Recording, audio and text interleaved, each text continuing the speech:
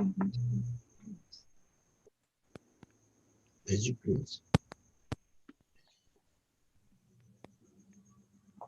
Whatever you saw, you've already seen all the news.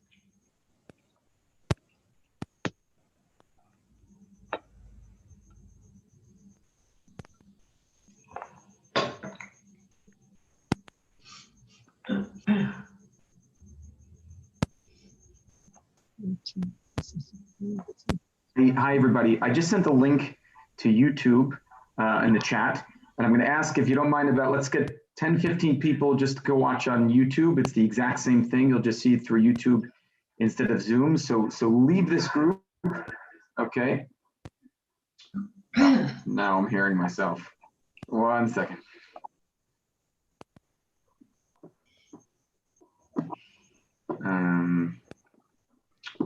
Yeah, I hope this is not a problem for, okay, so a few people can get off and just, copy that link, go to that link, and then Rabbi Marcus will be able to get on to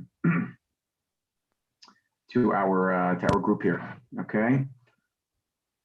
So I'm counting on a bunch of people. Please go to the link that I just sent right here. I'm gonna put it into the chat again. Okay, copy that link into your browser and leave the Zoom group, and you'll be able to see. I can't get on to YouTube.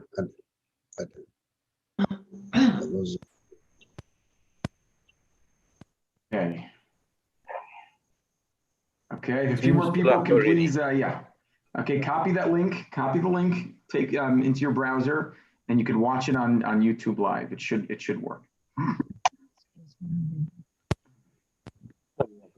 Okay, Rav Daron is Rabbi Marcus in?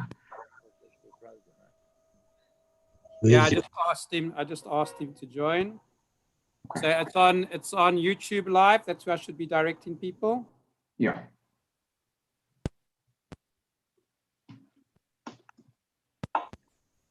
Let's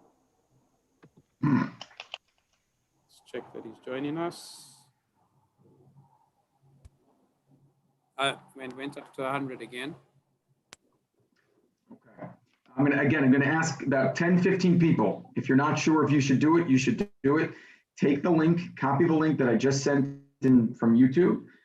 Go to that link and remove yourself from the Zoom group. And this way we can get other people, Rabbi Marcus in particular, who we're interviewing, to be able to get onto the Zoom.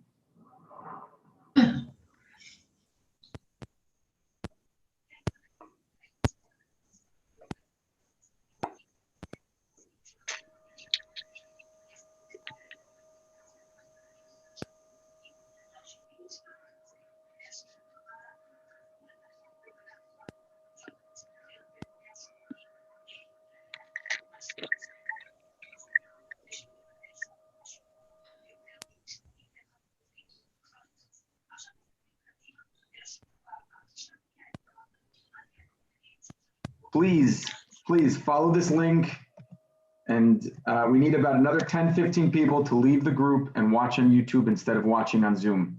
Okay, it's the exact same thing. This will enable Rabbi Marcus to sign on. Is he here? Rabbi Marcus, are you here by any chance? I see Rabbi Marcus, he is here, okay. I'm gonna add spotlight. Okay, good. I think we are, I'll send the link one more time, Evelyn. Okay, number four is the charm, right? Okay, let me just also,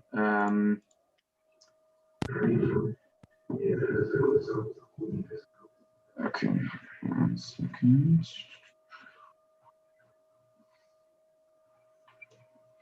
Good. Okay, are we good?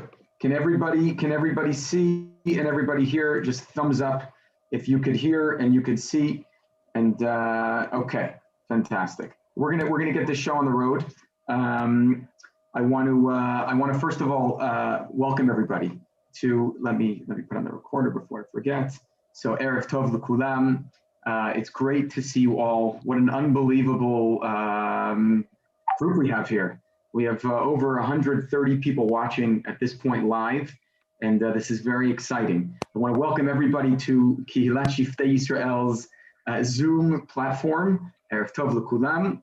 I want to just, want to let everybody know that on a regular basis on Sunday nights, we do many cultural events. And this is part of our series we've been having going on for another number of months now. I want to thank Andy Allen, the chairman of Shift Day. He's here. So let's thank Andy for helping to organize this. Thank you, Andy.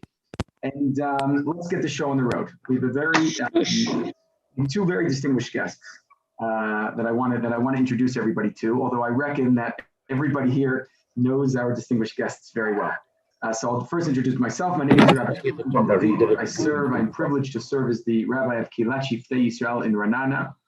And we have Rav Doron Klein, who many of you recognize, the CEO of Telfed. Telfed helps Jews from Australia, South Africa, make Aliyah, settle in Eretz Yisrael. They're fully engaged in Mitzvat Yishuv Eretz Yisrael. And our Shift Day and Telfed are our sister organizations. So Rav Doron, it's great to have you here. Thank you for joining us. And I want to welcome Rabbi Barry Marcus. Rabbi Marcus is the rabbi of Central Synagogue in West London. And Rabbi Marcus had the privilege of working with both Rabbi Tanzer, Zecher Tzadik Livracha, as well as Rabbi Jonathan Sachs, Zecher Tzadik Livracha, two great luminaries, two great leaders, Gedolim of our generation and of our communities, who have passed away in very recently. And this is very special that we're coming together and that we're bringing together Jews here from Israel, from South Africa, from Cape Town, Johannesburg, Plet. I heard a Kruger there. Hello, Morris Kruger. We have your son Ari, part of our community. It's great to see you. We're waiting for you to come. And so this is very special to connect with old friends and to reminisce and share some of the Torah of these two great luminaries. So let's get the show on the road. And I'm just going to just open up a document here. 1 second. Okay, let's get moving. 1 second. Okay.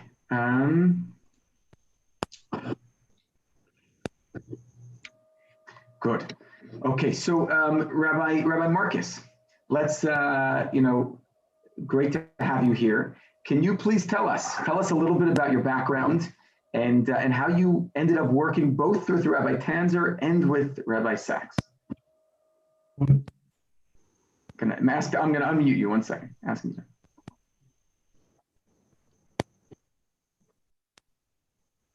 Okay. Yes, we could hear you. Okay, thank you. Firstly, thank our host, Potrim Bichvelo Shel Achsania. I'd like to thank our distinguished host, Rabbi Itan, and also Rabbi Doron Klein, who's been instrumental in organizing this evening as a tribute to these two great men whom I had the privilege of knowing. Just a little correction. I've just retired from the Central Synagogue in Central London after a quarter of a century. So I'm now a man of leisure. It is really an absolute honor and a privilege. I'm very touched to talk about two people whom I knew well for so many years. And as a family living and growing up in Cape Town, where my Zayda was the first Musmach in Africa, probably. He came from Slonim, where he was a rabbi in 1929. And they wouldn't let him go back when he wanted to go back to Slonim. Came the rabbi of the Woodstock Shul, which he served from 1929 until 1944. And then later, my father, Zichron Levacha, came out from the Mir, where his family had already preceded him.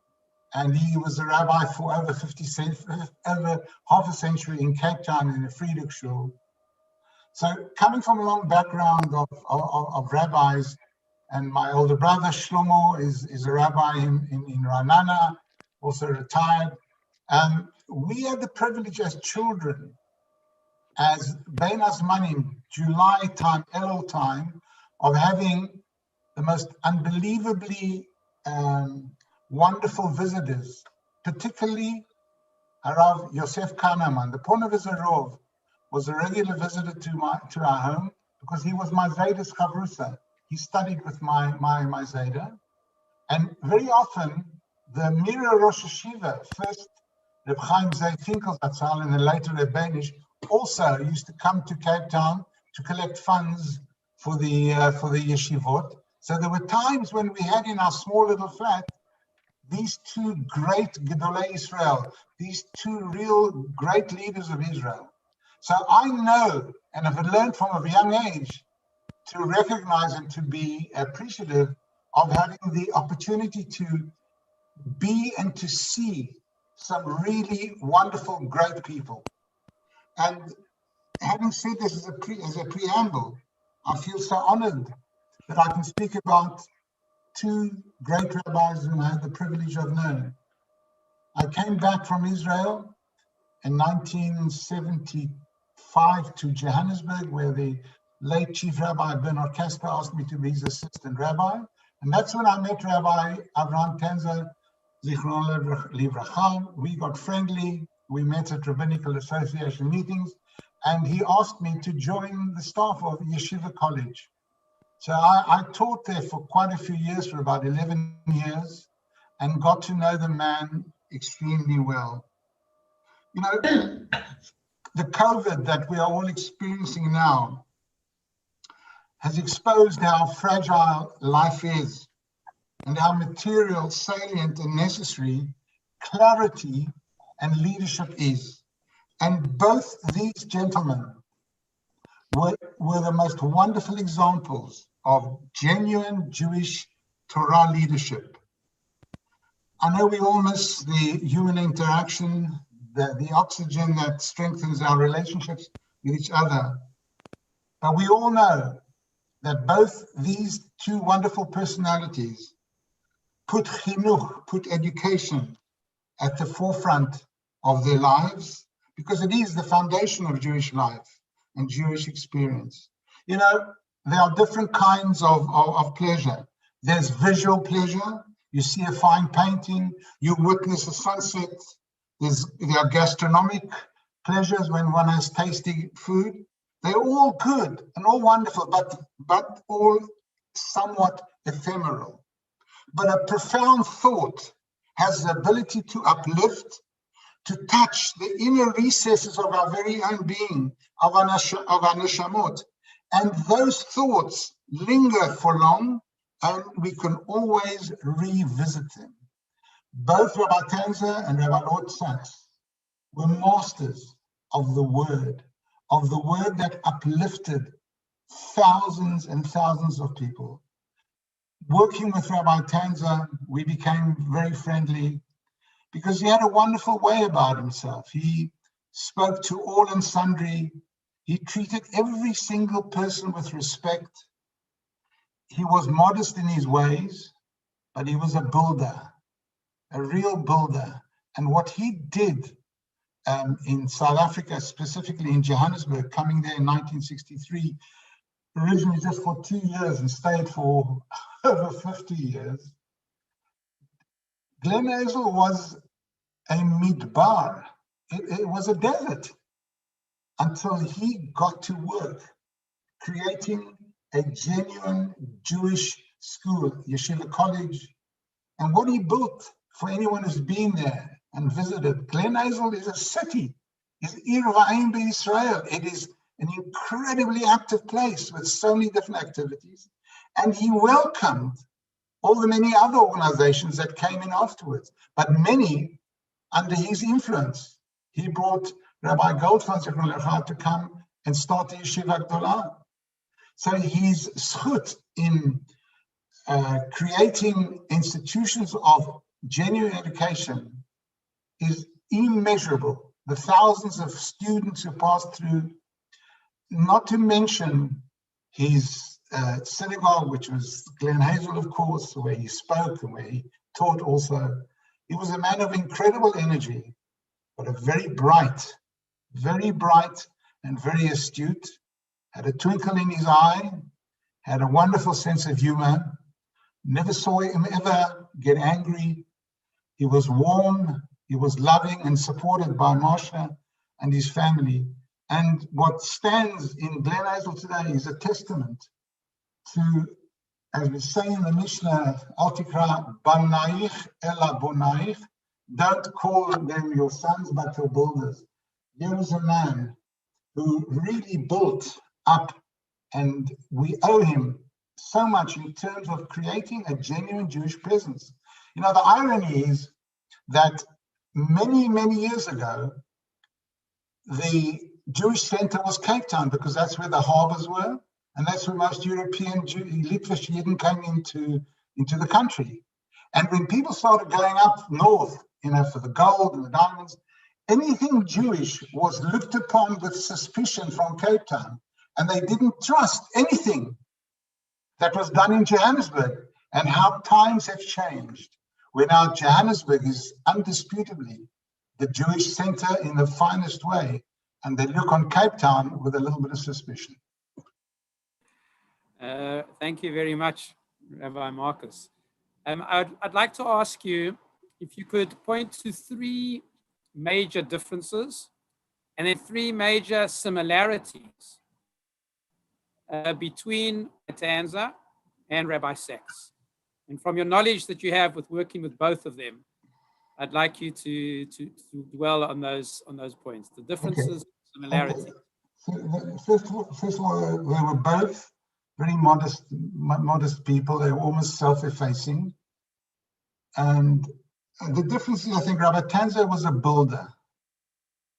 Rabbi Sachs was a writer, a thinker, a publisher, a spokesman, and an ambassador, not only for Jews in the United Kingdom, but far beyond. Rabbi Tanzer was a nurturer. Rabbi Sachs was at his best when he was either writing, or when he appeared on television, or when he spoke in the House of Lords. He was a master of the spoken word. Listening to him, to his wonderful style, you could not help but be moved. And he was our most gifted ambassador for Jews worldwide. There's not been anyone who has reached the places that he reached. How many rabbis can say they addressed the United Nations, or addressed the House of Lords, and so on and so forth? So he managed to get to places, to create and touch a much wider audience. And this is what gave us pride, because he was a man of incredible intellect, who was able to never ever preach. And this is where both he and Rabbi Tanzer had incredible strengths. They never preached. They were both eloquent. They were both very polished, but none of them preached. What they did, and this is, I think, why both these wonderful gentlemen, these wonderful and articulate gentlemen, why they were so beloved and why they are missed, is because they never preached to anyone. What they did was they challenged you, they uplifted you, and they educated you. And that gave everyone such a feeling of warmth. And that is why I think that this great strengths were appreciated absolutely worldwide. Mm-hmm. Thank you, Rabbi Marcus. And we're going to move on to like some specific topics here. And what we'd really love to continue to hear about, is some of the behind the scenes, some of the stories, some of the memories, some of the off the cuff sort of moments of being in the presence of greatness. And so let's talk about Israel for a second. Okay. And I'm going to throw out, we have just sort of 3 questions that Rabbi Doron and I that we thought about addressing, and pick what you think might be most interesting to focus on. Number 1, did Rabbi Tanzer and Rabbi Sachs, did they ever consider making Aliyah themselves? Was that on the list? Was that on the plan? Okay. So let's start with that question. Okay. So I can say that it certainly was on the agenda. You have to understand that Rabbi Tanzer took over a small little institution of maybe 30, 40 Bochrim, who were part of Bnei Akiva. And we also owe Bnei Akiva in South Africa a tremendous debt for creating the possibility, of families like the Liebgots and Bronners, and with Rabbi Michael Kosowski, who set up the Yeshiva College. So he took this to a different level. But of course, part of B'nai Akiva Mizrahi is Yeshivat Haaretz, is to make Aliyah to live in Israel. But I believe that Rabbi Tanzer struggled a little bit with his presence in South Africa, but because he was doing such an amazing job of creating nefashot, as we say about Avraham and nefashot, the nefesh asher asa b'charan. We talk about our forefather Abraham, not only that Abraham, but this Abraham Tanzer, who saw it as a life and an encompassing duty to make Yiddish neshamas, to make people return to their roots. And I think that's how he dealt with the issue of Israel. As far as Rabbi Lord Sachs goes, I can tell you now from some personal anecdotes. About 3 years ago, he was given an honorary doctorate at Tel Aviv University. Not exactly the seat of Yiddishkeit by a long shot, but nevertheless, even they recognized his contribution. And I was invited to go along, and we spent Shabbat together. I was asked to speak. And on Shabbat afternoon, I went for a walk with him on the Tel Aviv sort of beachfront on the front of the hotels, and we started to, well, he actually, with his wife, with Elaine, started asking me, and he said to me, turned around and said, what do you think I should do? Should I make Aliyah? Should I come to Israel? And his heart was certainly in Israel, and there were certainly plans for him to spend more and more time in Israel. And he was, I think, conflicted, very conflicted, because he really wanted to. And I tried to encourage him, because if there's anywhere in the world that could benefit from his unique way of reaching even those people on the periphery, and he was always complimentary about even the most secular Israelis. And he was the one who used to say we need to love them equally and not to judge them. So certainly it was something he wanted to do, and something which unfortunately was prevented from doing. I just also want to tell you, on that same weekend at Tel Aviv University, where they also gave out doctorates to some very, very successful people from all over the world, every single person who was going to receive a doctorate, they asked Rabbi Sachs to make the acceptance speech. Normally each recipient makes a speech. They all stood back and withdrew, and they asked him to make the speech.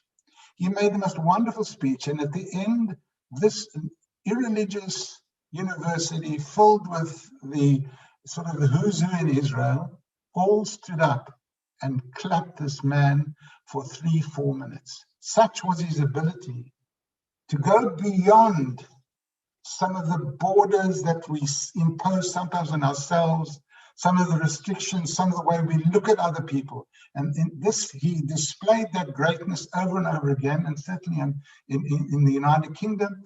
My non-Jewish friends used to complain if he didn't appear on BBC Radio Thought for the Day, which he did very often. People absolutely loved it because they could relate to it. Interesting. Wow, fascinating. Wow, it's interesting what you point out about Rabbi Sachs with Israel in particular. They ran an article in Makor Rishon, which is a newspaper here in Israel that I enjoy reading. And in Makor Rishon, they interviewed his brother. And I'm remembering now that Rabbi Sachs actually bought an apartment in Yerushalayim. The goal was to definitely spend more time here. But they also had a very interesting point that he actually, as important as he was as a religious figure for diaspora Jewry, in many ways he was less well known in Israel, which is unfortunate, because I believe that his theology and his works can be deeply moving for broader Israeli audience. But one of these things that he struggled in was the fact that he didn't feel that he could speak in Hebrew at the same level that he could speak in English. The play, the words, the language, the rhetoric. I mean, it was just impossible to give speeches at that level, which you've been speaking about, for example. And his brother actually said, you know what, so speak in English. The Israelis will love it. They'll love listening to your British accent. But he didn't feel comfortable doing it. So that was a little bit of what held him back from breaking into the the Israeli scene. So we have, two more, another cluster of questions about Israel. Were Rabbi Tanzer, Rabbi Sachs ever critical of Israel? Obviously supportive and defended Israel in the international forums, but were they ever critical of Israel? And how do they relate to, issues of dealing with the Palestinian issue? I'm curious what they said about it. I can't recall either Rabbi Tanzer or Rabbi Sachs ever entering the realm of politics. They stewed, certainly Rabbi Sachs, and I met him in 1991 when he asked me to take over his position at his synagogue because he was then elected to be the chief rabbi. And I got to know him well, and I can tell you that he would never certainly openly or even privately criticize Israel because he kept away from politics, from raw politics. He was always supportive of Israel, extremely so. I don't mean critical in the sense of not supporting Israel generally, but was he ever willing to give constructive feedback about how he thought Israel was functioning, what they should be doing or not be doing? Was that something he was willing to speak about publicly? See, he would never ever. That would never be a subject, for a topic for a speech. But what he did do was he sat on forums in Israel with Amos Oz, or with the most left-wing and people you wouldn't expect a rabbi to actually sit and have a debate with. And this was his way of trying to bridge the gap. And I think you correctly said that of all the places where a man with this kind of vision was and is needed, it is in Israel, because of the tremendous divide in Israel. And he was able in the UK and beyond to touch people who were not even of our faith. And in Israel, it's an issue of people of our faith. And he had a way, and he started translating his books into Hebrew, and he got a little better known. I mean, I warned him, to be honest, I said to him, don't become a rabbi in Israel, because you don't want to be part of the rabbanut in Israel, because their star isn't always looked upon with love and admiration. But there was certainly a role for him. But he would never ever have a speech or a sermon. He would talk about the ethical side, the moral side, and that's certainly. But politics. Yeah, but what did the ethical, moral side demand? What do you think? What did they believe that demanded of us as Jews living in Israel? He always spoke about chesed. He always spoke about kindness to everyone.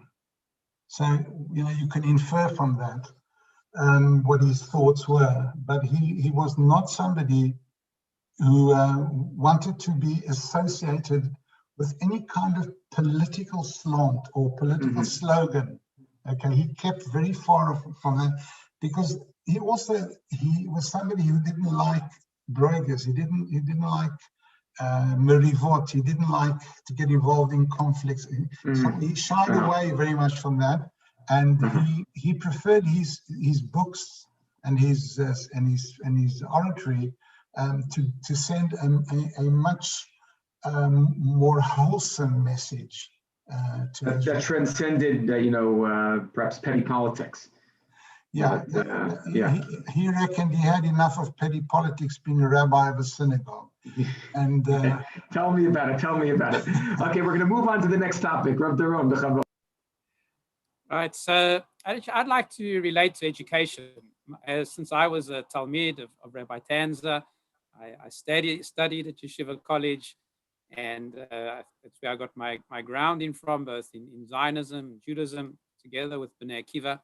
So, I remember, Rav Berry, if I recall, you'll correct me, but if you got really upset with one of the kids in your class, I remember you throwing the blackboard duster at someone. I don't know. Maybe I remember that, but I wonder. I wonder how did Rav Tanzer and how did Rav Sachs relate to naughty boys at school, and just kids in general that are being naughty, and also how did they relate to children that were leaving the religion and had chosen a non-religious path, how did they deal? What did they say to families? What were their best practices when dealing with children, with youth, and how to keep them excited and involved in Judaism? I'd like to hear from the two of them. Well, listen, if I were you, Rav Doron, I wouldn't bring up that incident. I wouldn't tell the whole world that you were a naughty boy and that you deserve to have the duster thrown at you. No, it wasn't you. Look, we all, as teachers, are tested. And yes, I sometimes had a way of dealing with issues which were sometimes dramatic, but they served the purpose, but very, very, very seldom. Look, both Rabbi Tanzer never berated a student, would never shout or scream. He had incredible self-control, and he had a way of disarming even the most difficult of students. He did it with putting his hand around their shoulder with a smile or with a word. He completely disarmed them with his warmth. And as I said, he was never critical. He would never ever, because we know that lo zu haderech, that's the wrong way to go about it. It's the old story of in one of the yeshivas in Eastern Europe, where a student in yeshiva began behaving rather weirdly, and the other students were quite open about their opposition criticism. And the mashgiach of the yeshiva said, hang on, what are you guys doing here? Just because when you have a watch and it stops, you're not going to have a go at the dials. It means that something in the inner mechanism is not working correctly. And this, I think, was certainly Rabbi Tanzer's approach, of always trying to do it and to encourage. And he did it with such warmth. And that was one of his great skills. He was able to reach and to touch.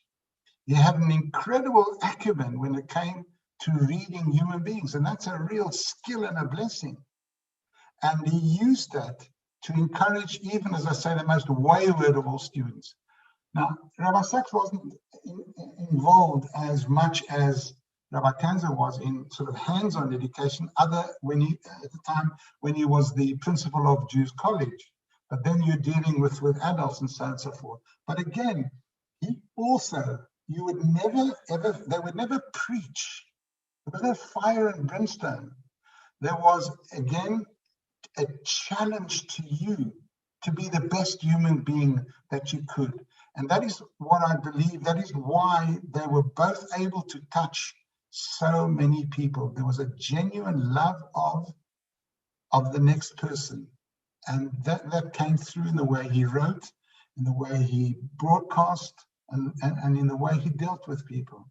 Rabbi Tanzer was a lot more ebullient, I must say, and a lot more sort of a bit of a chevreman. Rabbi Saxon was a little bit more reserved, but nevertheless, the advice that they would give to families, and I saw that over and over again, was so beautiful because it was always couched in warmth and in encouragement. Thank you. That was beautiful. It brings back memories. Toda rabba. And I wanted to ask you, did Rav Tanzer and Sachs have a relationship you're aware of? They obviously knew of each other, but I don't think because of the geographics that they actually had a relationship. And the truth is, the two of them worked in very different areas. Rabbi Tanzer was one of the most focused people I've ever met. To come there in 1963 and to stick it out in a barren desert that Johannesburg was then, and to build what he's built, that demanded total focus in the whole process of education. Rabbi Sachs, on the other hand, started his life as an academic, as opposed to Rabbi Tanzer in the yeshiva world. And so he brought, and this was one of the strengths of Lord Sachs, or Rabbi Sachs, was able to bring from the secular academic world into our lives and to weave some beautiful thoughts that help people relate to their Yiddishkeit, to their Judaism, and it was done in the most beautiful and eloquent way. Mm-hmm. Wow, thank you. Beautiful, beautiful and touching to hear these stories. Next question, Rabbi Marcus. Yeah. Both of them were also pulpit rabbis, right? Yes. Rabbi Tanzer was a principal as well as a pulpit rabbi. Rabbi Sachs was a thinker and a writer, but also a pulpit rabbi for a number of years. Yes. What were like the key messages that they kept, touching upon from the pulpit, that they kept, that they wanted their congregants to know as communal rabbanim? Well, as far as Rabbi Sachs goes, I must point out that he was never, in the latter years, a full-time rabbi. He kind of tried to stay away from being a full-time communal pulpit rabbi. Sounds like great advice. That sounds like great advice. In the accepted, kind of role, and he always retained, even when he was in Marble Arch, just before he became chief rabbi, he was the principal of Jews College. So he tried to compartmentalize, and he, on Shabbat and Chagim, he was in the community where he made the most wonderful drashot, Parashat Shavua, and thoughts.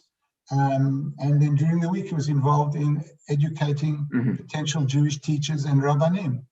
And as I said earlier, his strength was the ability to explain even the most difficult things in Torah, or the things that we face as Jews, with such clarity and also with brevity. And he had an incredible mastery of the English language and had his own style. But he would never, but it was always underpinned by, I think, where he probably asked himself, what do I want my congregation to go away with the Shabbat? Yeah, but what were so how did they each address the issue of communal tefillah, communal prayer? We know in our communities that we really struggle. Every community struggles to inspire people to daven properly and to engage and not to be bored. And how did they address that in their own communities as pulpit rabbanim? Well, what he did was he translated and put out a new Siddur, and he did the same monumental thing with the Machzorim for Rosh Hashanah and for Yom Kippur. I mean, his output of some 38 books is just amazing. But at the very beginning, he concentrated on Siddur and on the Machzorim, because he understood that the Siddurim that people were asked to use in the United Kingdom and beyond, or in the Commonwealth, were very often a closed book to the average person coming into synagogue, on the odd occasion. And so the translation became an incredibly positive tool for a lot of people who suddenly were able now to engage with tefillah. His essays at the beginning of the Siddurim and also at the beginning of the Machzorim are just wonderfully, they are inspiring, and they give you a taste of wanting to actually immerse a little more. So that's where he put a lot of his energy in. Okay, Rav Deron, over to you. Rav Barry, we were both in South Africa during the apartheid era, and we both know the challenges that gave to communal leaders. And I'd like to hear how both Rabbi Tanzer and Rabbi Sachs, how did they engage with those issues, with national politics, with the broader South African and on the British society, and dealing with challenges that came from the societies that we lived in at the time? I'm not sure to give you an exact example, but my impression is that Rabbi Tanzer would always speak a little bit about treating all human beings in the same way and with kindness. And I think that was his way of dealing with the apartheid situation in South Africa. He certainly never got politically involved, and I think he was more concerned with making sure that, I once heard him, say that we should not treat the domestic help in a sort of dismissive way. And we need also to recognize that they're human beings and that our Judaism demands of us to treat them fairly. So, I mean, those kind of things I heard from him, and I know that was very much part of who he was. As to Rabbi Sachs and politics, the only time that I have heard him enter into that field was, and you can actually get this on YouTube, he made the most powerful 7-minute speech in the House of Lords, and without mentioning the name of certain politicians who were accused of blatant anti-Semitism, but he made this most impassioned 7-minute speech about anti-Semitism and the lack of tolerance. And I think people certainly understood what he was saying. So he was not afraid to stand up, and especially when it was issues of anti-Semitism and also issues regarding Israel. Okay, thank you. So next set of questions, we want to understand what some of the leadership challenges that they faced. What do you think were the toughest decisions that Rabbi Sachs and Rabbi Tanzer had to address? Toughest decisions, controversies that they had to deal with? Yes, well, look, any common leader will face challenges. Rabbi Tanzer faced a lot of issues because he was somebody who didn't begrudge other people coming in on his patch. And as I've said a few times this evening, when he came was the desert. And if you look at it today, there's a proliferation of various organizations in the Glen Hazel area. And they owe it to him, to his width, his breadth, and his tolerance. But not all of the other people wanting to get in on the action in Glen Hazel were as kind to him as he was to them. So I know that, there were areas of disappointment where some people tried to undermine, and it was not pleasant. But he dealt with this stoically. He was a tough man. Behind all of that, he was no pushover, and he knew how to navigate. And the net result is you have a very active suburb in Johannesburg with so many different kinds of organizations, which in a sense are all due to his understanding and tolerance. As to Rabbi Sachs, he faced, like his predecessor, issues of anti-Semitism, issues of anti-Israel, demonstrations in the streets of London. And he, as I said, used the radio and television to speak about this and to highlight how incompatible it was with, British life and British values. I mean, he did it in a very smart way, being the intelligent man that he was. But then he also faced a lot of challenges from within the Jewish community. There were parts of the community that were openly hostile to him. There were those who challenged one of his books. So he had a lot of issues to deal with, and he was a man who was averse to arguments, and he really was somebody who wanted to keep away from conflict, but he was very often dragged into it. And I mean, it's no secret that, he told me the day he retired, or he stood down as chief rabbi, he told me it was one of the happiest days for him and his wife Elaine. He said to me, he says, now I can go get on a bus and I can just go, or I can go watch a movie. So, there were issues which all rabbis face, but he in particular did have some very unpleasant moments in his rabbinate. And he dealt with it always with dignity, with great personal dignity. Okay, next, we're going to move on to the next and final topic this evening, before we open it up to the participants here to throw out some questions. And just so you can get ready, the questions that you could write in, we'll write them in on the chat. Okay, that's the best way to organize this. But we want to get a sense of what they were like is on a personal level. So if I can just interrupt you and just tell you one little anecdote. In 1991, when he was then elected to be the chief rabbi, Rabbi Sachs, he served on a number of high-profile committees and organizations. One of them was the Central Religious Advisory Council, which was strangely known by the name CRAC, the Rashi Tevot. And this board used to advise and watch out for anti-Semitism on the BBC and ITV. So he stood down and he asked me to take his seat on this august committee. After a week or two, I heard the same request and comment from those around the table. Around the table were the leaders of all the other religious faith groups in England. So the Catholics had one, the Church of England, the Buddhists, the Muslims, so on. Each one of them, without fail, would come up to me after the meeting at some stage, and the same thing was said over and over again.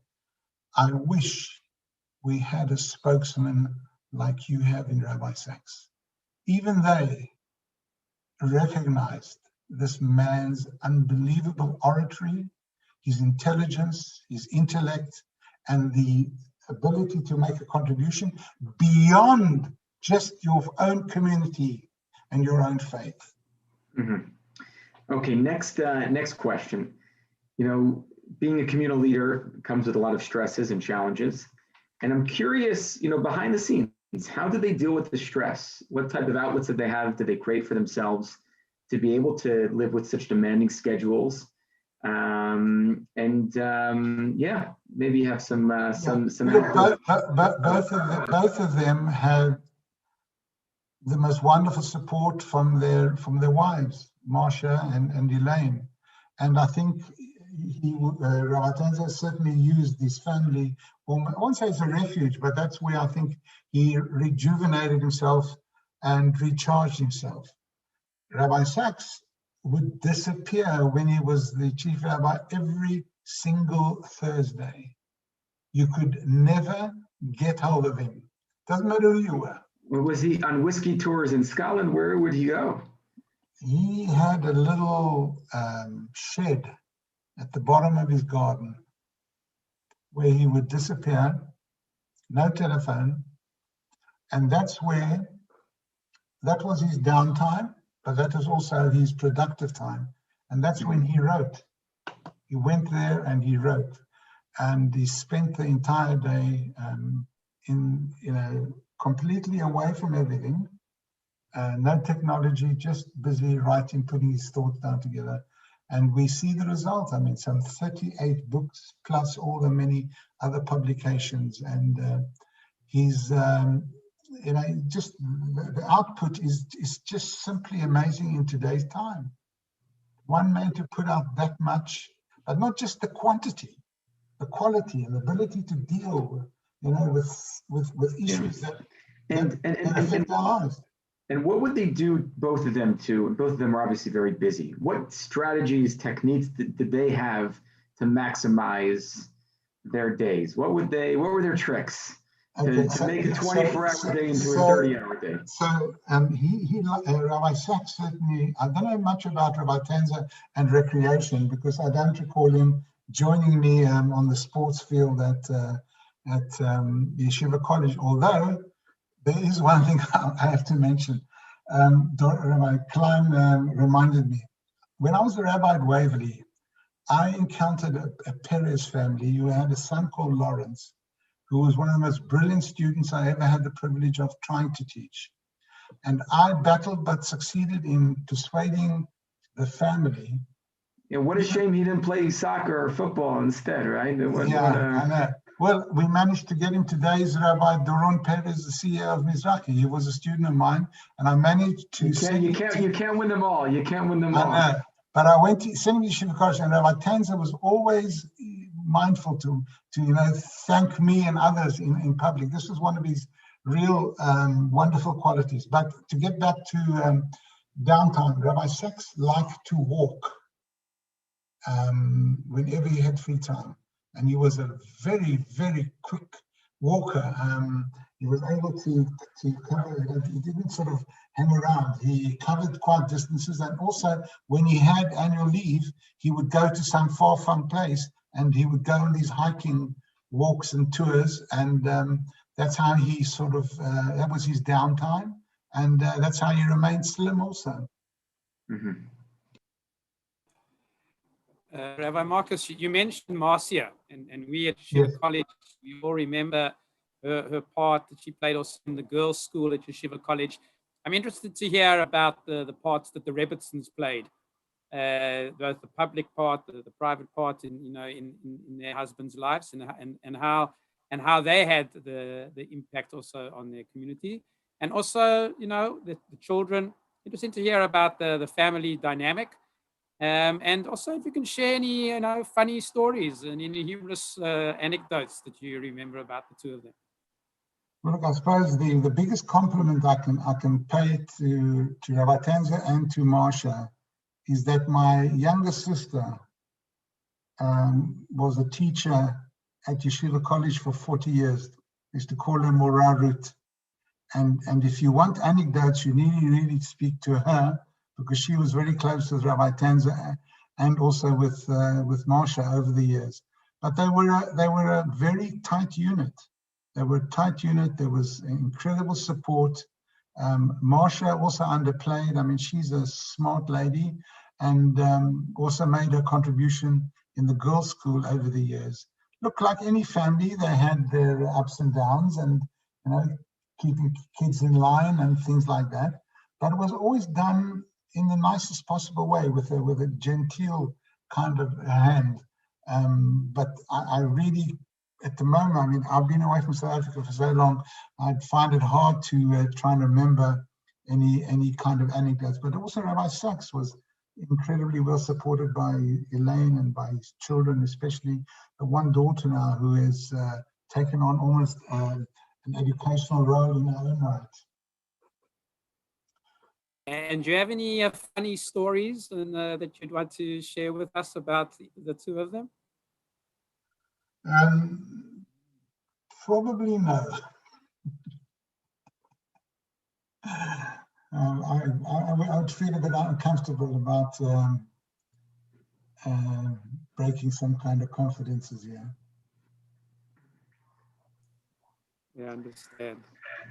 I'll just share one anecdote from Rabbi Sachs. When I was when he came to Lincoln Square Synagogue, when I was serving as the assistant rabbi, he came for Shabbat. It was an amazing Shabbat to hear him speak.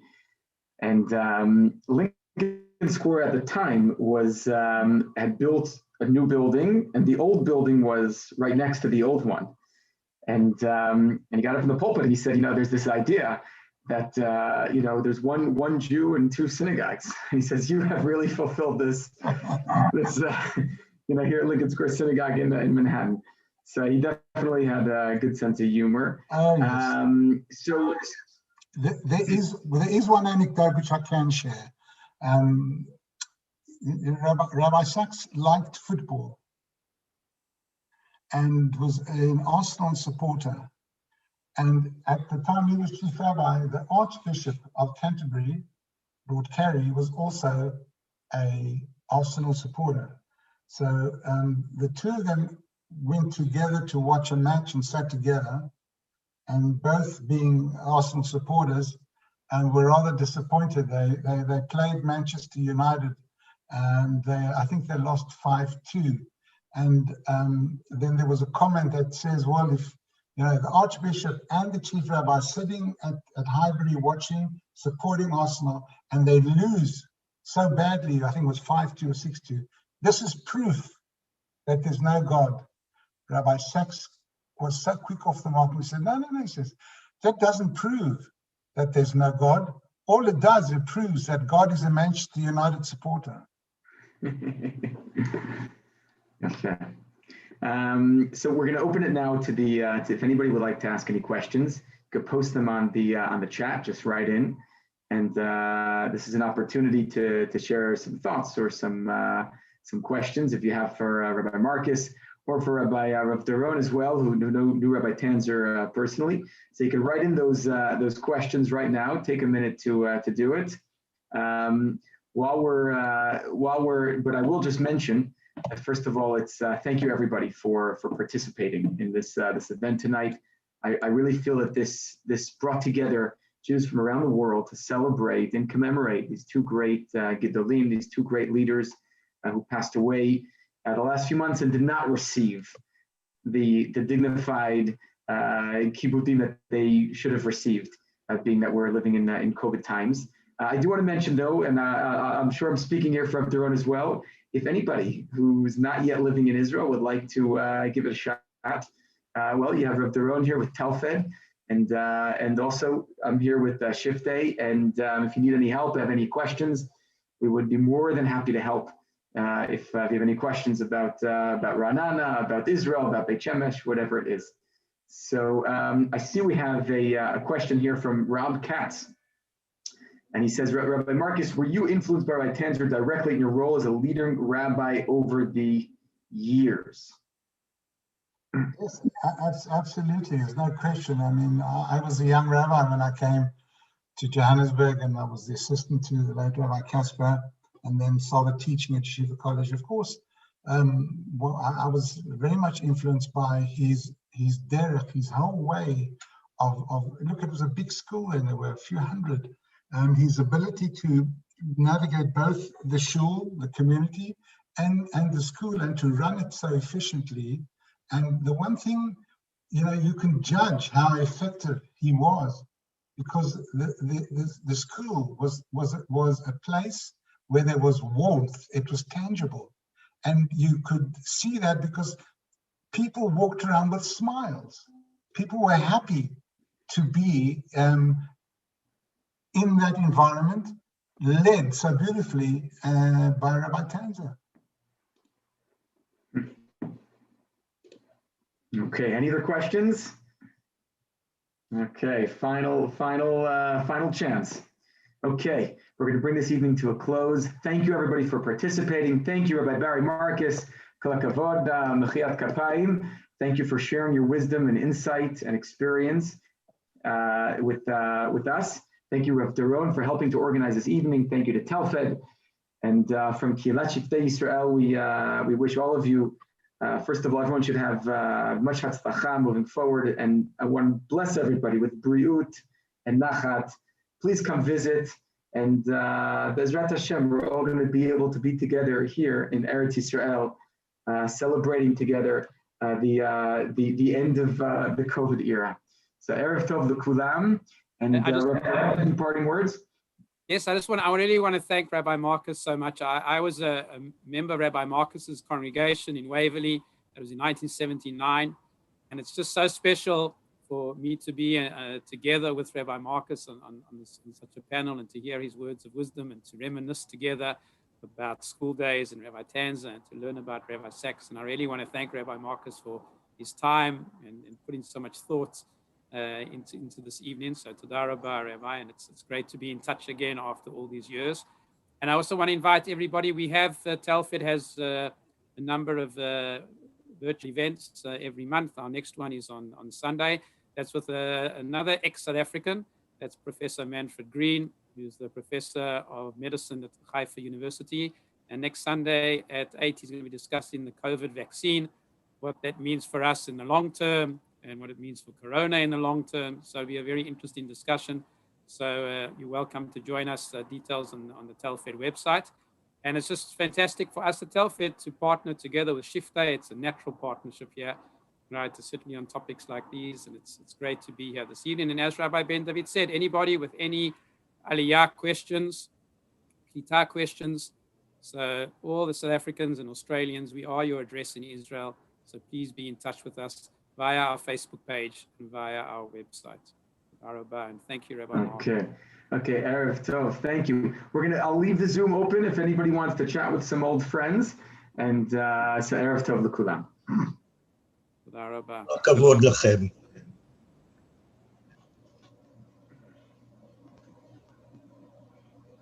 Okay.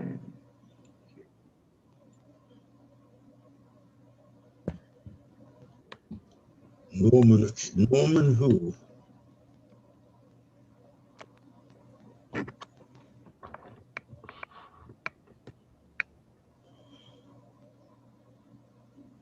I just want to See say the thank you. name. There were a number of the Tanzer family that I see were with us. I see that they joined us, and that's also very special. So I want to thank them for joining us this evening. I can see now in the list of participants that we had a few members from the Tanzer family with us, and people from Yeshiva College. So Toda Rabbi. Rabbi Marcus, Freda, Freda Abrams, you knew me as Fran in the old days. Hi, Hi, nice to see you after all these years. thank you. Likewise, Thank you. hope you're well. Baruch Hashem. Living in Israel, best place to be. You're absolutely right there. Baruch Hashem. Thank you. Good night, everybody. I'm going to log off. Just want to say that Rav Tanzer Zatzal used to commence every drasha with a good joke, many of which I am still telling today. I'll call you back now. Ruth. Yeah, yeah.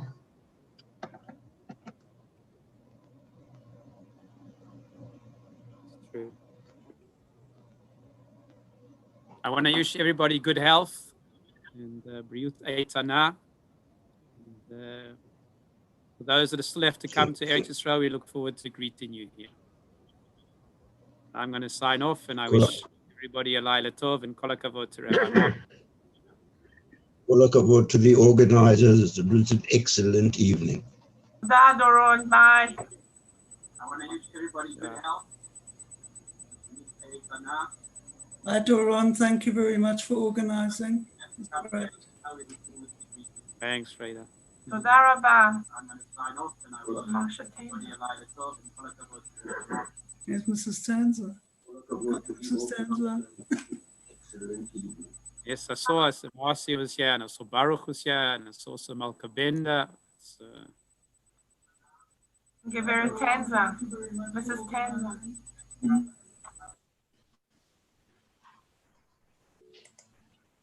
The Laila Tov, everyone. It was Hi, great to see you. everyone.